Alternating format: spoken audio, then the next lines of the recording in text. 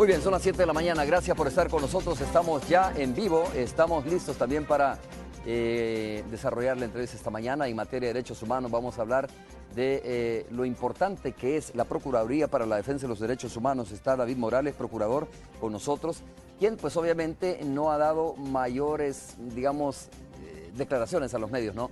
Y no es porque no quiera, simple y sencillamente porque ha estado tratando ya de ambientarse, por decirlo de esa manera, a este nuevo cargo de Procurador de los Derechos Humanos. Sí ha asistido a algunas entrevistas, pero son muy pocas.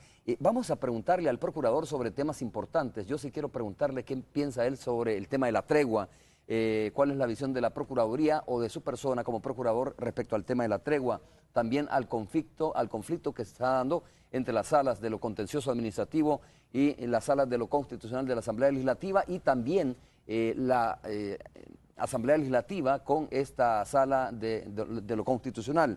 Bueno, hay varios temas de los cuales vamos a ir hablando poco a poco. Procurador, muchas gracias por estar con nosotros, bienvenido. Gracias, Romeo, buenos días.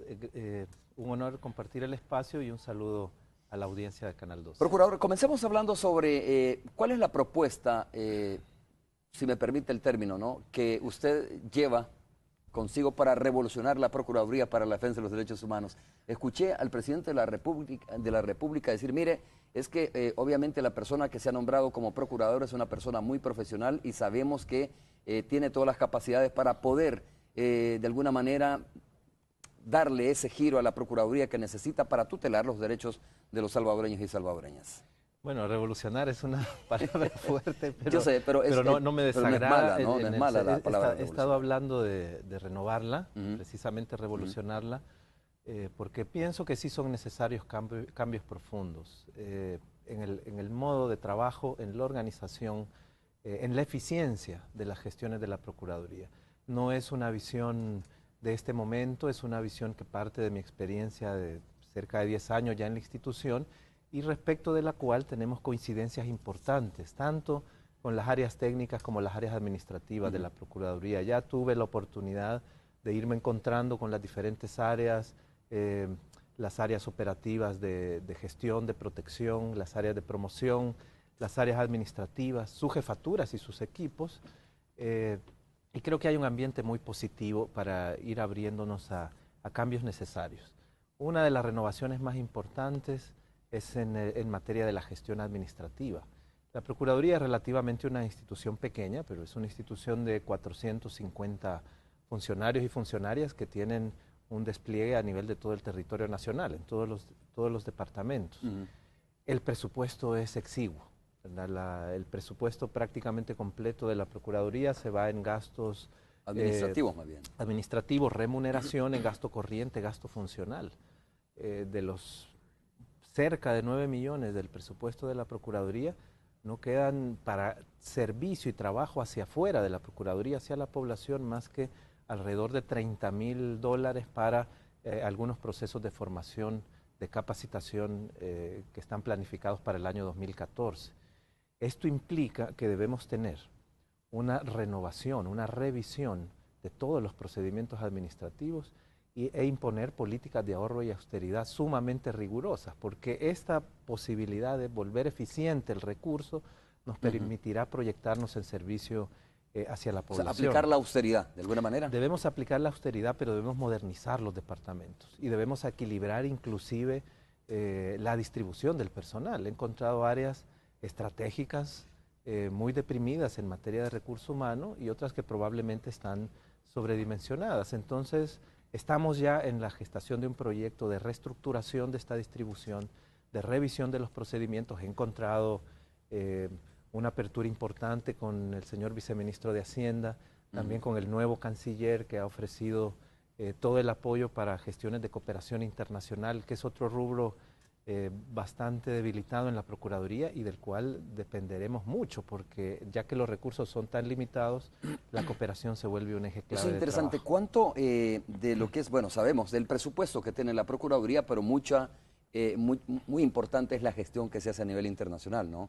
¿Qué tanto se nutre la Procuraduría de la ayuda internacional, de los países amigos, etcétera? La cooperación internacional permitió el nacimiento y el desarrollo, la expansión de la Procuraduría en su momento histórico, principalmente en su década inicial. Debo ser franco, he encontrado una cartera de proyectos muy limitada, unos pocos proyectos, dijéramos, con un nivel financiero bajo, ¿verdad? No hay una cooperación técnica fuerte, hay que desarrollar esto, pero sí he encontrado dijéramos, un trabajo de relaciones internacionales bastante fuerte. Y creo que esta cadena de relaciones más las que yo pueda potenciar son un escenario favorable para obtener cooperación. En la medida que fortalecemos la planificación interna, que definimos los objetivos para volver más eficiente nuestro trabajo de servicio y protección a la población, tendremos más capacidades de obtener cooperación y también de dialogar con el Ministerio de Hacienda para fortalecer la Procuraduría. Un diálogo serio en el marco de la realidad financiera del país también. Procurador, cuando se habla de renovación, mucha gente dice, bueno, también habrá cambios de personas, habrá sustitución de algunas personas. Siempre es importante esto por la estabilidad laboral de la gente que trabaja ahí, ¿no? Depende de mucha familia, no estoy hablando de que la Procuraduría tenga personas que no le dan su trabajo, sino más bien que sean las personas idóneas y capaces para estar al frente de la Procuraduría. Bueno, yo he estado visitando todas las áreas de trabajo y mi mensaje fundamental es la estabilidad laboral, ¿no? Y la solicitud de colaboración para continuar con los procesos y el trabajo. He hablado de cambios, pero cambios que vamos a ir realizando paulativamente, previa evaluación de los procesos, con participación de los equipos técnicos. No pienso mover personal abruptamente, dado garantías de estabilidad tanto a las jefaturas como a sus equipos, inclusive en el nivel ejecutivo, en el nivel de dirección de la institución, que son cargos de confianza. Estoy planteando una pauta de trabajar en equipo con las personas que están, con los funcionarios y funcionarias que tienen una experiencia importante, y vamos a generar un proceso de evaluación de trabajo en conjunto, y sobre esa base pueden plantearse algunos cambios necesarios, pero espero relativamente pocos. Hay un sindicato institucional con el que he tenido ya una relación muy positiva, hay un espíritu constructivo de trabajo. La Procuraduría es defensora de los derechos laborales y por lo tanto debe ser una entidad promotora del sindicalismo, debe dar el ejemplo en casa, y realmente estimo como positiva esta relación que ya entablé con el sindicato institucional, pero que además es una relación que quiero llevar más allá del sindicato y tener una relación cercana con los equipos de trabajo. He estado reuniéndome directamente con jefaturas y técnicos de la institución para ir evaluando los cambios que son necesarios para fortalecer la institución. Ahora, ¿este sindicato en su momento mostró la preferencia por otro candidato? Bueno, no creo que Pregunto en términos porque es importante decir, ahora este sindicato dice, bueno, democráticamente en el marco de la Constitución se eligió a otra persona, probablemente la que ellos no esperaban, y de repente está ahí, ¿no? David, al frente de la Procuraduría. Bueno, creo que algunas personas de la Procuraduría expresaron simpatías, esto me parece natural, o sea, no me parece que constituya ninguna falta, etcétera. Creo que se daba además en un contexto de llamar a la pronta elección y superar la cefalía, pero en el caso concreto de la Junta Directiva del sindicato, al menos hasta donde yo pude ver en los medios de comunicación y he conversado con ellos, no tomaron una posición hacia una candidatura específica, sino que estaban impulsando el proceso de elección y abiertos a articular con el funcionario que fuese electo, ¿verdad?, en el marco del mandato legal de la Asamblea. David, ¿usted está libre de presiones? Bueno. Es que hay que preguntarlo así muy francamente. De repente dicen, bueno, mire, se eligió al nuevo procurador, se eligió al nuevo presidente de la Corte Suprema de Justicia, se eligió, etcétera. Y entonces dice, esta persona lleva una responsabilidad institucional ciertamente, pero como fue elegido por algunos partidos políticos y no por todos, es probable que sea sujeto de presiones y de repente vaya a haber solicitudes de incorporar gente, militantes de los partidos políticos a la institución. ¿Se siente usted libre de ese tipo de presiones realmente? De ese tipo de presiones sí, y quiero serte franco, no sé si es una experiencia privilegiada que he tenido, pero mis conversaciones con partidos políticos fueron mínimas, fueron en el marco ya inminente de que se estaba considerando la candidatura. Los partidos políticos fueron sumamente respetuosos, no he tenido llamados, ni presiones, ni invitaciones a incorporar personal en específico. Al contrario, recibí expresiones de apoyo genérico a fortalecer la institución. Entonces, al menos mi experiencia es una experiencia donde este tipo de ofrecimientos o de presiones o de solicitudes no ocurrieron. Por eso yo puedo garantizar plenamente también la estabilidad laboral. Ahora, en términos generales, el cargo de procurador para la defensa de los derechos humanos es un cargo que no puede estar exento de presiones. Mi mandato y el mandato de la institución que dirijo es un mandato de contraloría, de supervisión de la actuación del Estado en general, es decir, de las instancias y de los funcionarios y funcionarias que ejercen el poder público y que ejercen la administración pública. Y también debo pronunciarme y posicionarme eventualmente ante situaciones que afectarán intereses de poder económico, político, no necesariamente de partidos. Y esto obviamente generará reacciones. Entonces, el tema de recibir presiones y enfrentarlas, pero saber tener posiciones fundamentadas en protección a la población, con el principio de privilegiar el interés de la víctima, el interés de la población, de las comunidades afectadas, de los sectores de la sociedad afectados por el abuso de poder, es un tema que el procurador debe asumir, es parte esencial del mandato. Yo espero enfrentar con mi equipo de trabajo de la mejor manera este tipo de situaciones, pero estoy dispuesto a hacerlo. Escuché sus palabras, sus declaraciones, procurador, cuando se hablaba precisamente o cuando se había dado su elección, ¿no? En el marco más bien de la elección suya en la Asamblea Legislativa, y vino el señalamiento, vino la crítica del Partido Arena que decía, mire, esta persona no la apoyamos porque es del FMLN, muy francamente. Lo pregunto muy francamente y no voy a desaprovechar la oportunidad para escucharle nuevamente su posición respecto a este tema. Bueno, ya la he expresado en diferentes medios con anterioridad, creo que se dieron en el momento inicial, en el marco del calor del debate parlamentario relativo a la elección.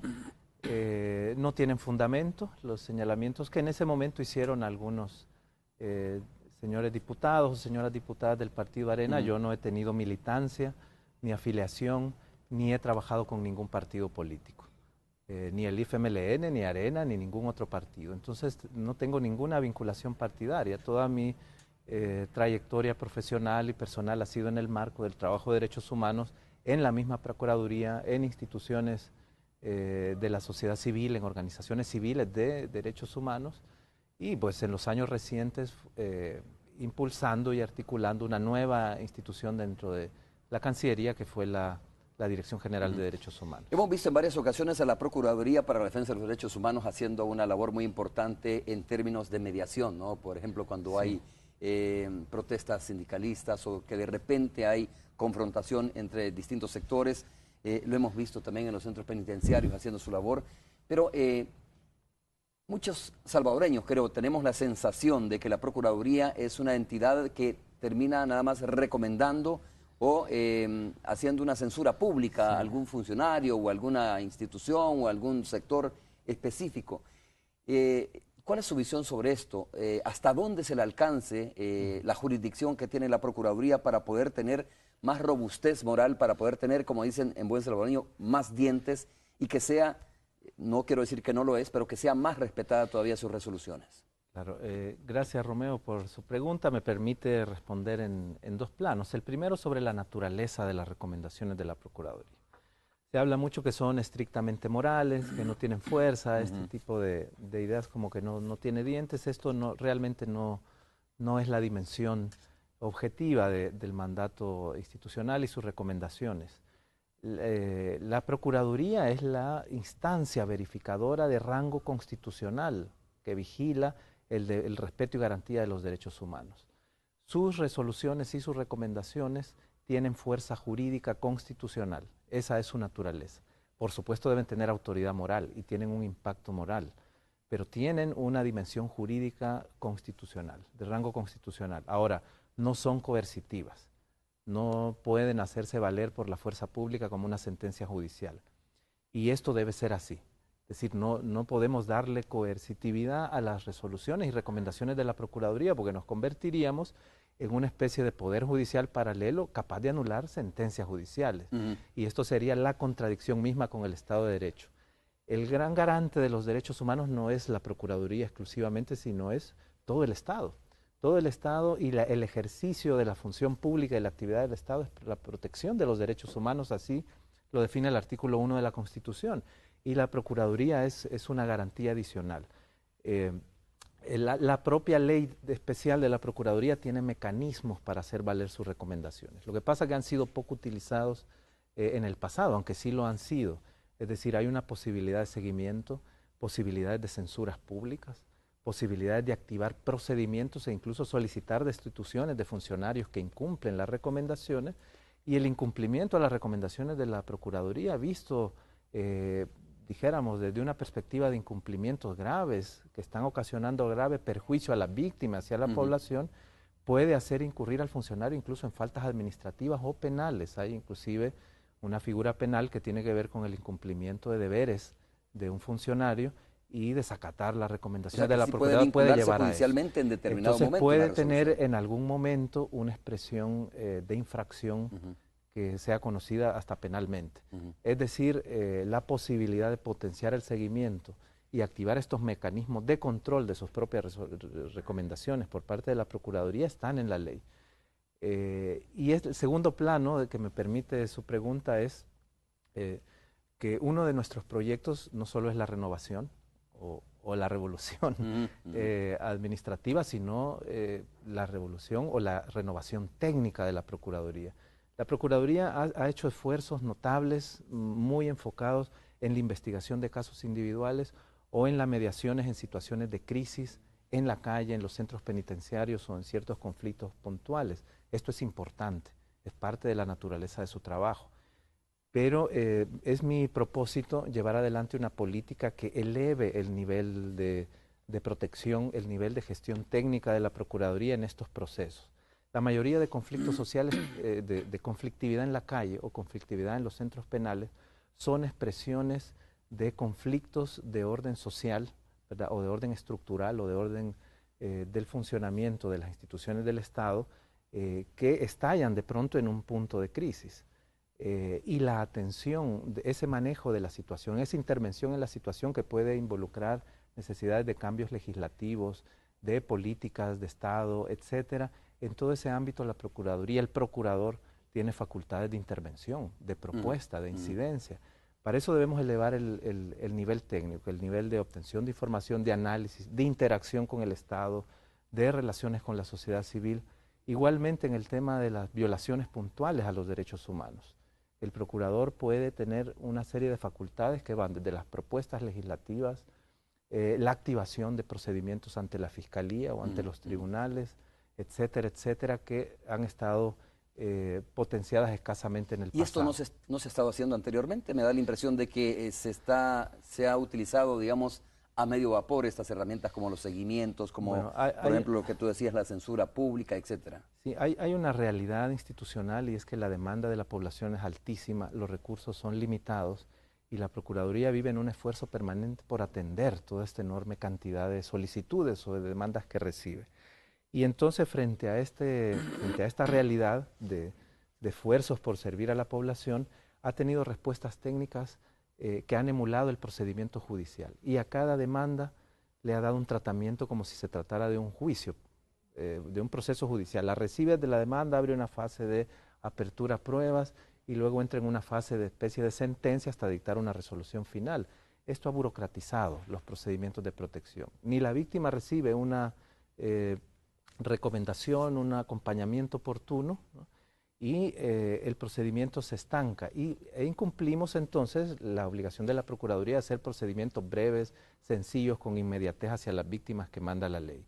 Este tema puede y debe replantearse para que la ciudadana reciba una respuesta, un acompañamiento, una medida de protección inmediata y la Procuraduría pueda tener capacidad de verificar, indagar situaciones, legislación, políticas, funcionamiento de las instituciones y así tener incidencia de cambios y reformas en la actuación del Estado que vayan en orden a garantizar de mejor manera los derechos humanos. Aquí vamos a potenciar el mandato y vamos a modernizar los procedimientos técnicos de protección. Muy bien, vamos a hacer la primera pausa comercial. Estamos conversando esta mañana con el Procurador para la Defensa de los Derechos Humanos, David Morales. Vamos a regresar para preguntarle sobre temas más específicos, como la tregua, por ejemplo, como este conflicto entre la Asamblea Legislativa y la Corte Suprema de Justicia, especialmente la Sala de lo Constitucional, y por ahí también este elemento, ¿no? La Sala de lo Contencioso Administrativo, que ha abierto también una especie de expediente para investigar lo actuado, o cómo se eligieron, mejor dicho, los magistrados de la Sala de lo Constitucional. Pausa y regresamos.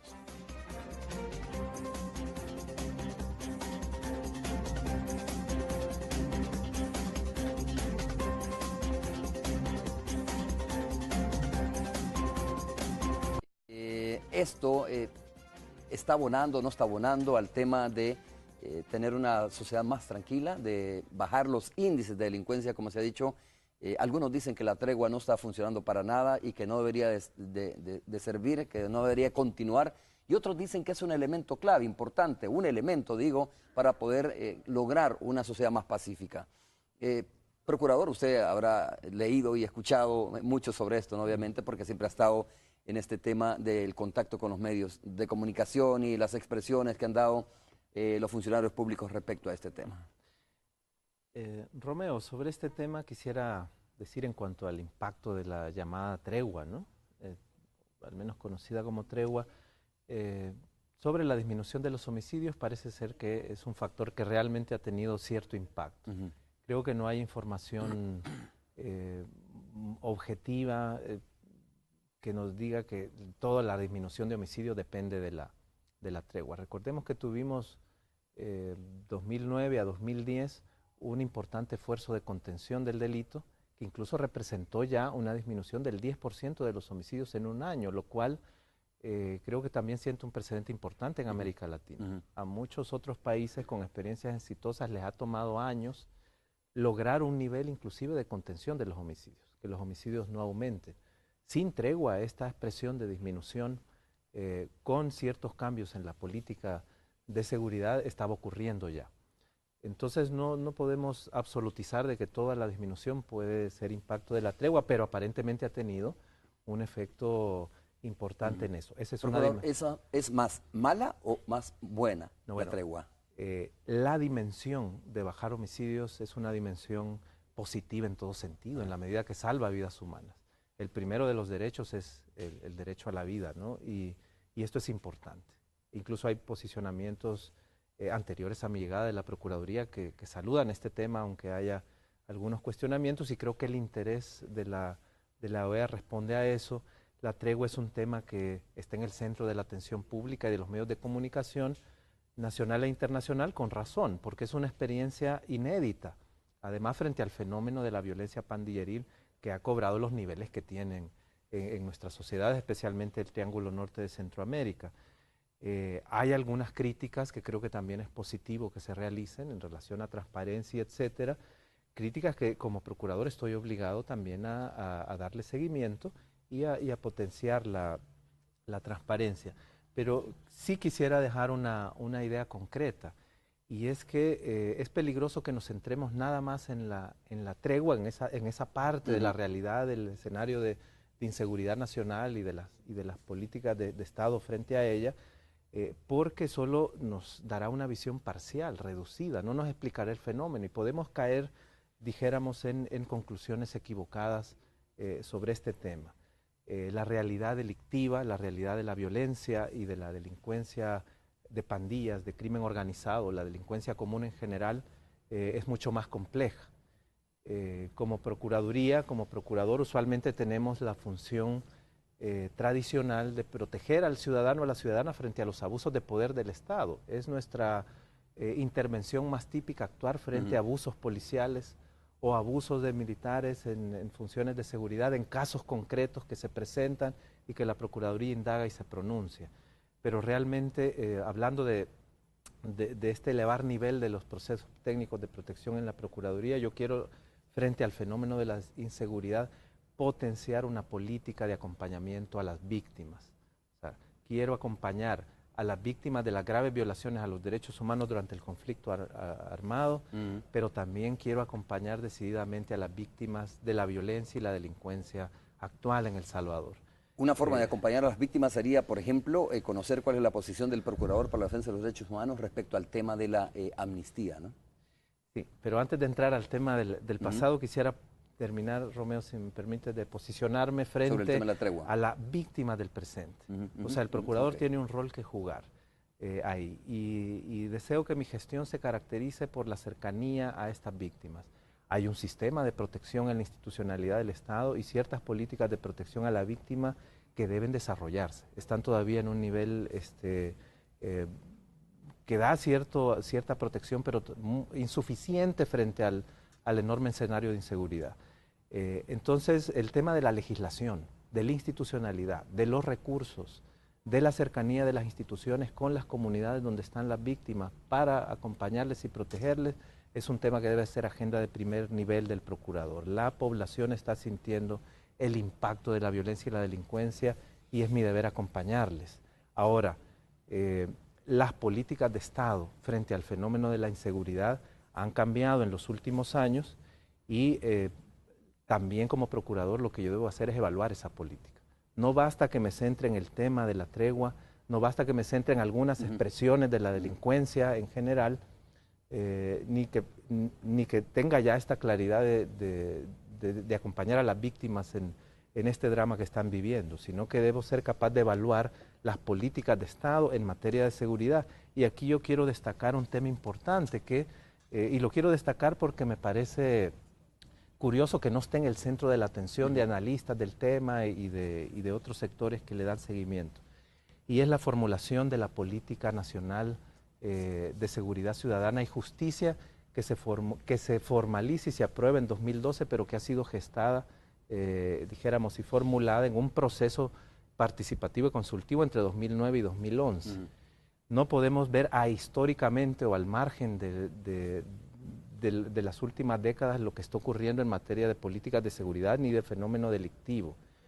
Nosotros venimos de una etapa concreta en la cual tuvimos más de una década de políticas conocidas como mano dura que representan uno de los fracasos continentales en políticas de seguridad más estrepitoso. Y esto lo dicen los expertos continentales en materia de seguridad. Fueron políticas superficiales, sin planificación, que generaron profundos debilitamientos institucionales y que solo potenciaron la organización y la fuerza de las pandillas o dijéramos la infiltración del crimen organizado en diversos niveles de la sociedad, inclusive del Estado. El fracaso de estas políticas se caracterizó y se criticó siempre desde muchos sectores de la sociedad por la ausencia de una formulación de políticas integrales de seguridad. Ahora, por primera vez, me parece, o por lo menos sin antecedentes de este alcance, existe una política formulada que se formula en los primeros 2 años del actual gobierno y creo que incluso le da formalidad y la firma el ministro Munguía, en ese momento titular de la cartera de Justicia y Seguridad. Y esta política formulada tiene características de integralidad, enfoque de derechos humanos, defiende principios como el de la participación ciudadana, la prevención, la atención y protección de las víctimas, ¿no? La rehabilitación de los infractores y por supuesto centra el mayor esfuerzo en el control del delito y la represión del delito, que suele ser la característica más notable de las políticas de seguridad. Creo que hay avances en este sentido y como procurador la política formulada, cuánto se está construyendo de ella, cuánto no es posible, debe ser el parámetro de evaluación. Y vamos a ir poniendo esto sobre la mesa porque representa un giro, ¿no? Por lo menos desde la formulación de las políticas de Estado representa un giro en relación a alejarse de las fallidas políticas de mano dura que predominaron en el pasado y creo que marca un rumbo. Que mucho de esto no haya tenido capacidad el Estado de ejecutarlo o no haya habido voluntad es un tema que como procurador yo debo tener la capacidad de verificar. ¿Qué impacto ha tenido? Es decir, venir de una mano dura, super mano dura, etcétera, a esta política que se ha formulado que usted dice que supone un giro en el tema de la seguridad. Bueno, el madurismo fue una especie de versión barata dijéramos, de la experiencia que es muy conocida con el alcalde Giuliani, el inspector Bratton en New York, que puso de moda el tema del mano dura, la cero tolerancia, etcétera, ¿no? Y que disminuyó notablemente los homicidios en la ciudad de Nueva York y es una de las experiencias exitosas en el continente. Hay otras radicalmente distintas en características basadas en la prevención, como la experiencia de Bogotá, que son clásicas. Pero Poco se habla que tras la experiencia de Giuliani y Bratton en Nueva York están inversiones financieras fuertísimas, depuraciones profundas del cuerpo policial en Nueva York, depuraciones profundas, o sea, porcentajes importantes de la plantilla policial de Nueva York separados, ¿no?, de sus cargos, con mecanismos de contacto y trabajo directo con la comunidad en los barrios. O sea, son componentes que estuvieron en esa política. Aquí se trató de generar una versión de intervención, de mucha policía muy equipada, ¿no?, al estilo SWAT y etcétera, ¿no?, grandes redadas sin fundamentos de investigación. Se debilitó la investigación, se debilitó la institucionalidad, se debilitó la Inspectoría General y al final tuvimos una burbuja de un impacto quizás público importante que se tradujo a lo mejor en réditos electorales, pero que fracasó profundamente. Las pandillas fueron capaces de mimetizarse, de burlar este tipo de estrategias de intervención, se cualificaron, se potenciaron y se expandieron más y cobraron fortaleza en los territorios, victimizando aún más a la población. Ahora, debemos recordar que el fenómeno de las pandillas tiene esta expresión delincuencial, pero que se articula con una serie de escenarios sociales. No es una expresión clásica del crimen organizado, dijéramos, ni al estilo de los carteles de otras regiones del continente, de los carteles de la droga. Entonces, es imposible entrar a ese fenómeno que quizás no tiene una solución clara en el corto plazo, sino en el largo plazo, si no entramos con una política de integralidad, si no atendemos la población en riesgo, si no se entra con políticas sociales, si no se involucra a las alcaldías y las comunidades en un proceso. ¿Eso no se está haciendo ya? Bueno, en la política se ha planteado como objetivo. El eje de prevención social de la violencia y el delito está planteado como un objetivo. Y mira, desde el 2010, esta política está hablando de articular a los municipios en este proceso, y dentro de los municipios las comunidades, y de hacer inversión social en los municipios.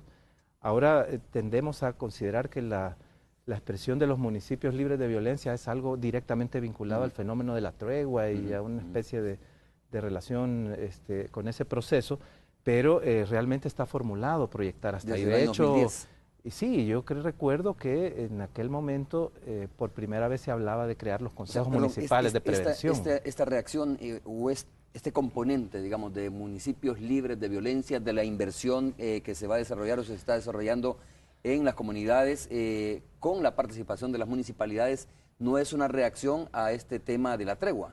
Bueno, puede tener vinculaciones, obviamente. Yo no tendría ahorita capacidad de dar conclusiones, sino previamente articulado equipos de análisis, de trabajo y aplicado procedimientos de verificación desde la Procuraduría. Es lo que me propongo hacer. Pero está formulado y marca desde la visión del Estado un giro en el abordaje del problema. Aquí está también como eje de la política la atención a las víctimas y el fortalecimiento institucional y legal de las instituciones de seguridad. Hay principios como la coordinación interinstitucional, la participación ciudadana de las comunidades y de las organizaciones como principios rectores de esta política. Entonces creo que es un avance importante. El tema de las víctimas debe potenciarse y quizá desarrollarse más, la protección a las víctimas. Y será parte de mi trabajo vigilar al Estado, vigilar a las instituciones para que traten de desarrollar este componente de la política. Procurador, usted hablaba de la falta de, lo importante que es la transparencia, la información. Pues obviamente para la Procuraduría misma, para todos los ciudadanos también es importante para hacerse una buena idea, una buena hipótesis o tener una buena lectura de que si este tema de la tregua es importante para la pacificación o es un elemento distorsionador de la pacificación. ¿Quién es el llamado a dar esta información? Porque se ha criticado de que hay una tregua, pero a ver, ¿quién es el dueño del niño, no? Dos mediadores, o debe el Estado también en determinado momento o el gobierno en determinado momento decir, mire, yo soy el padrino de alguna manera de este niño. Bueno, mire, yo obviamente debo escuchar a las autoridades, cuando entre a cualquier tema, no solo la tregua, como digo, sino, bueno, yo debo estar interesado en que el Estado nos informe a la Procuraduría sobre todo su proceso de acciones en el eje de prevención o de atención a las víctimas. El tema de la tregua puede tener una vinculación con algunos de estos componentes, ¿verdad? Y debo pedir informe a las autoridades de Estado. Lo que he escuchado públicamente, ¿verdad? Y no encuentro en la política eso, es que la tregua por sí misma no sería una política del gobierno o del Estado en esta materia. Esa al menos es una posición que se ha manejado públicamente. Yo no tengo ahorita elementos, en la medida que no he pedido informes de autoridad, como para vincularlo automáticamente. No lo veo en principio, al menos formalmente, como una política de Estado, que es la que se debe profundizar. Estoy viendo una política de Estado formulada que habla de prevención, de inversión social, de rehabilitación de infractores, de atención a las víctimas y de fortalecimiento institucional. Si la tregua se vincula con uno de estos componentes, es un tema que debo verificar o no, ¿verdad? Y en ese marco hay una ley de transparencia, hay una obligación en general del Estado de proporcionar información y la Procuraduría tiene el mandato por ley de exigirla. Así que es un proceso de observación que la Procuraduría tratará de ampliar en los meses que siguen a mi gestión. Como tenemos poco tiempo y vamos a escuchar en breve algunos comentarios a través de las redes sociales, quiero preguntarle también a propósito de esto, del debilitamiento de la institucionalidad del país, del fortalecimiento de las instituciones democráticas. ¿Cómo está leyendo usted este tema de los conflictos que se han generado entre la Asamblea Legislativa y el conflicto más reciente, que es entre la Sala de lo Constitucional de la Corte Suprema de Justicia y lo contencioso administrativo? Ya hemos explicado aquí en varias ocasiones cuál es el fondo de esto, ¿no?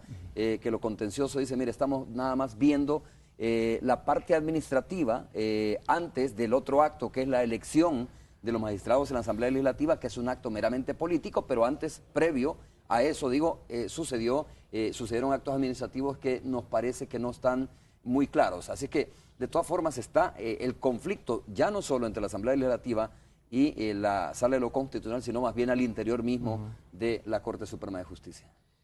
Bueno, como a ustedes en los medios de comunicación, como muchos sectores de la vida nacional, al procurador y a la Procuraduría, a mi persona en particular, nos preocupa esta crisis. Y creo que debemos actuar, poner nuestro esfuerzo, y en el caso de la Procuraduría, su mandato constitucional, en orden a buscar la solución a esta crisis institucional, que ahora está planteada como un conflicto de competencia entre dos salas, pero ha tenido, ya sabemos, en los meses anteriores, otras expresiones y otros actores. Me parece que en el fondo, más que la coyuntura del conflicto, más que un conflicto ahora de competencia entre las salas o un conflicto de procedimientos en la Asamblea Legislativa en coyunturas anteriores, lo que existe es una crisis en todo el proceso y el sistema de elección de magistrados y magistradas de corte. Esto no implica solo la Asamblea, no implica solo la etapa de revisiones judiciales de esos actos de la Asamblea, sino implica otros actores y otras etapas, las gremiales de abogados, el Consejo Nacional de la Judicatura y los procedimientos que aplican. Hay una deuda histórica que parte de los acuerdos de paz en la cual diseñamos un modelo democrático y pluralista de elección, pero esas diferentes etapas no se regularon, no se desarrollaron, no se fortalecieron.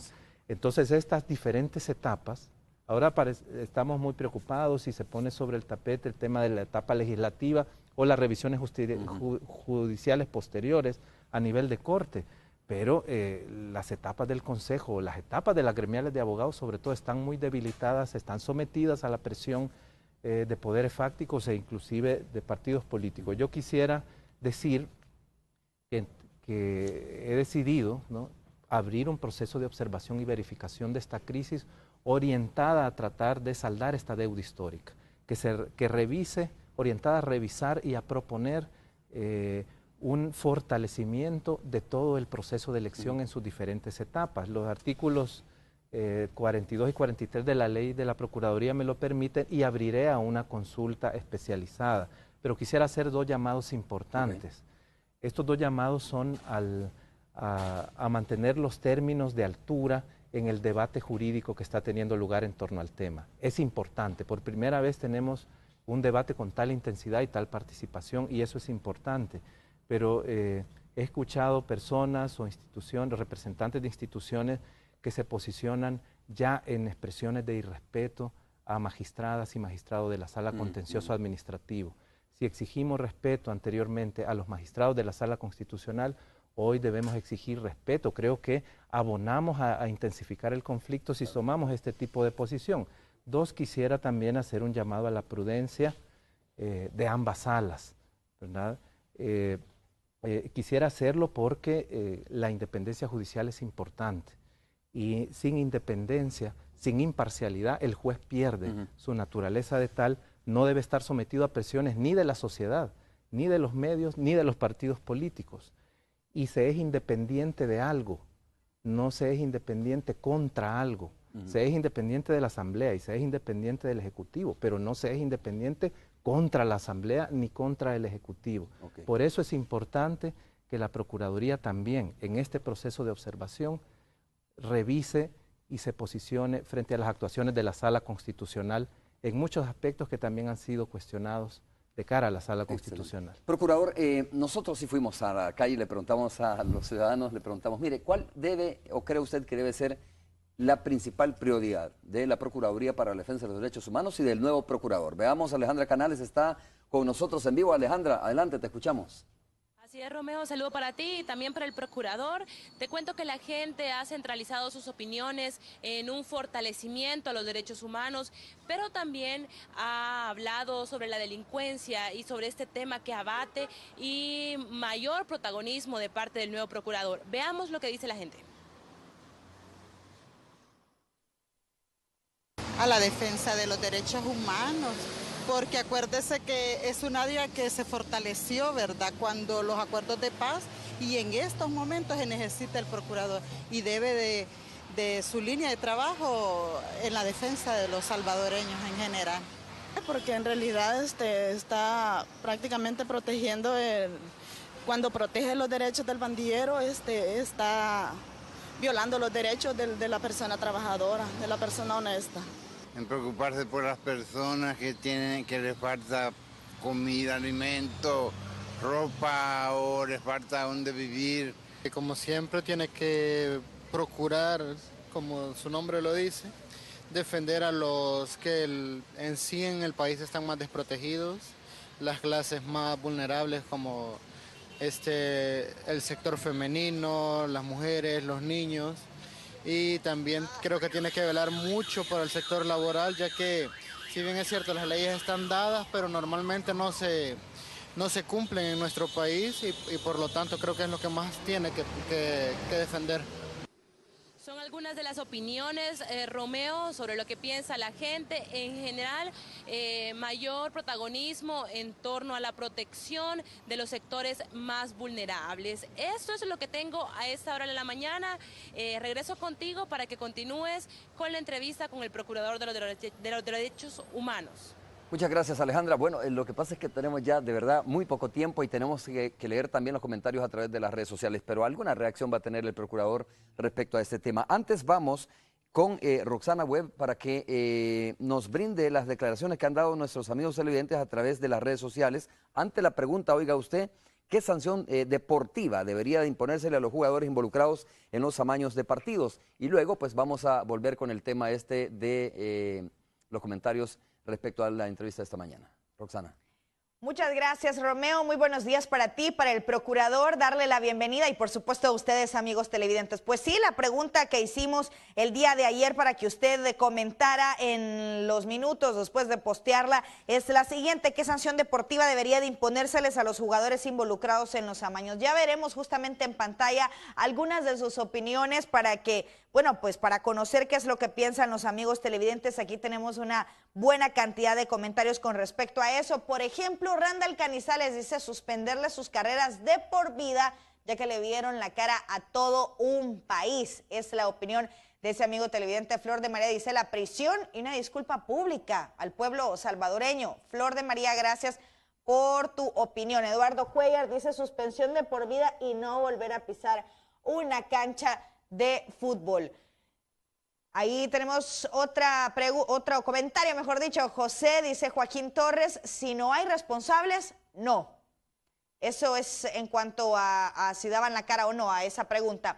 Darles otra oportunidad solo a Montes, no, que no ha dado la cara, dice Manuel Salamanca. Y el último comentario, tenemos una muy buena cantidad, pero en honor al tiempo, el último comentario, Hueso Chiqui dice, definitivamente no volver a jugar de por vida, por lo menos aquí en el país. Gracias, amigos televidentes, por sus opiniones. Vamos a una pausa comercial y vamos a regresar ya con las preguntas y los comentarios con respecto a la entrevista de esta mañana con el Procurador para la Defensa de los Derechos Humanos. Volvemos en unos minutos.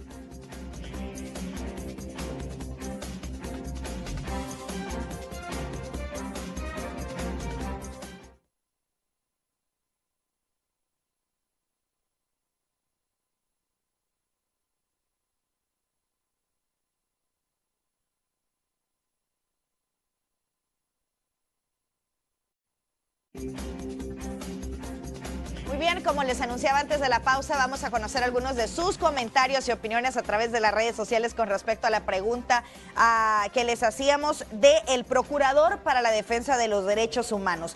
Aquí Carlos Romeo Ramos dice, siempre he querido preguntar al Procurador lo siguiente, si en nuestro país carecemos de fondos públicos para los hospitales del ISSSTE y del Sistema Nacional para la Educación de la población de escasos recursos, para los asilos de ancianos, para la adecuada atención de orfanatos con programas de formación adecuada para los niños, para obras de mitigación de riesgos, dice, ¿por qué gastamos tanto esfuerzo en procurar los derechos de personas que por delinquir y no respetar la ley ahora son privados de libertad y perdieron sus derechos civiles? Le hace la pregunta Carlos. También acá Michelle Vega dice, ¿qué se puede hacer en los centros escolares para mejorar la conducta de los jóvenes, ya que muchas leyes los amparan por sus malcriadeces, amenazas y a los profesores ninguna ley los protege? Creo que por eso hay tantos pandilleros, dice, por la ley de protección de tantas leyes. ¿Cuándo la Procuraduría dejará ese rol paupérrimo de defender criminales y tomará el rol protagónico donde yo como ciudadano honesto y trabajador sienta seguridad que una institución me protegerá? Dice Henry Lizama. ¿Qué le falta a lo legal, mejor dicho, a la Procuraduría para que tenga sus armas contra tanto crimen? Asegura familia Inim Isidro Menéndez. ¿Qué podría hacer un procurador para quitar el estigma de que la Procuraduría solo defiende a criminales y a los patronos de empresas públicas y privadas? Dice Movimiento Cívico Ciudadano. Algunos de los muchísimos comentarios que tenemos. Romeo, regreso contigo. Muchas gracias, Roxana. Yo quiero retomar esto. Tenemos poquísimo tiempo, pero mira, ¿cuándo la Procuraduría dejará su rol de defender a los criminales? Es la percepción de la población. Y lo otro dice, ¿cómo quitarle el estigma de que la Procuraduría defiende a los criminales? Esa creo que es una percepción bien marcada que tiene la población, de que los criminales no tienen derecho, claro, de que la Procuraduría está del lado de los criminales y no de la gente buena. Sí. Bueno, agradezco a la audiencia que plantea la inquietud, que como tú dices es una inquietud bastante extendida y obedece a una visión que creo que debemos ir tratando de superar, y yo quisiera dejarlo claro a la población. La Procuraduría sí tiene un mandato de acompañar a las víctimas de la violencia y la delincuencia, y he tratado de dejar claro en la entrevista que uno de mis ejes de trabajo será acompañar a las víctimas. Ahora, la naturaleza institucional de la Procuraduría es proteger a la ciudadanía de los abusos de poder que comete el Estado, que cometen los funcionarios o las funcionarias públicas en ejercicio de ese poder. Ese funcionario puede tener funciones de seguridad, pero no está autorizado a cometer torturas, a ejecutar personas. Venimos de un escenario del conflicto armado donde el propio Estado realizaba matanzas de población civil. Frente a ese tipo de abusos, la Procuraduría debe existir. Ahora, el tema de que los derechos humanos afectan el derecho a la seguridad y que solo tendremos seguridad en la medida que disminuimos la protección de derechos humanos, eso es un mito. Tenemos muchas sociedades en el mundo que son eficientes en materia de seguridad y que son capaces de garantizar los derechos humanos. Esa es realmente las políticas de seguridad eficientes y ese es el equilibrio que debemos buscar. No es necesariamente que por proteger derechos humanos vamos a disminuir la eficiencia de la seguridad, y esto es algo que quisiéramos ir demostrando en el curso de mi gestión. Procurador, y vamos a abrir los espacios más adelante para explicar mejor esto, ¿no? Para dedicarle más tiempo, porque gracias, sé que tenemos, bueno, tengo ya nada de tiempo para continuar, pero es un tema que lo vamos a continuar desarrollando en otros espacios. ¿Cómo no? De todas formas, quiero agradecerle a usted por su presencia esta mañana aquí en Canal 2. Gracias a ti, Romeo, y gracias a la audiencia y al canal. Vamos a hacer una breve pausa, regresamos.